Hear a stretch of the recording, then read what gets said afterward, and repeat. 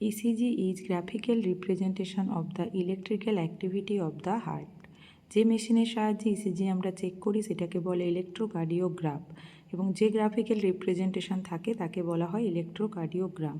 এবং যেই ইলেকট্রোডগুলো electrical impulse ECG check করতে ব্যবহার করা হয় তাদেরকে লিডস বলে। ওই লিডস দু ধরনের হয়ে থাকে, বাইপোলার লিডস এবং ইউনিপোলার লিডস।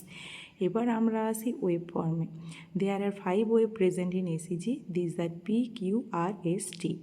এই যে লাইনটা আমরা দেখতে পাচ্ছি এই লাইনকে বলা হয় আইসো ইলেকট্রিক লাইন। আইসো ইলেকট্রিক লাইনের উপর যে ওয়েভগুলো থাকে তাকে বলা হয় positive waves, this are P R T. এবং আইসো ইলেকট্রিক লাইনের নিচে যে ওয়েভগুলো থাকে তাকে বলে নেগেটিভ ওয়েভস, যেমন কিউ, এস। এরপর পি ওয়েভ ফর্মেশন কী করে না, অ্যাট্রিয়াল কমপ্লেক্স ফর্মেশন করে, কারণ পি ওয়েভ ফর্মেশন হয় ডিউরিং দ্য ডিপোলারাইজেশন এবং কন্ট্রাকশন অফ অ্যাট্রিয়ামের সময়। আর কিউ আর এস টি অল টুগেদার মিলে তৈরি করে কি ভেন্ট্রিকিউলার complex. Q R S wave তৈরি হয় কখন, ডিপোলারাইজেশন এবং কন্ট্রাকশন অফ ভেন্ট্রিকেলসের সময়। আর টি ওয়েভ ফর্মেশন হয় রিপোলারাইজেশন এবং রিল্যাক্সেশন অফ ভেন্ট্রিকেলসের সময়। Thank you.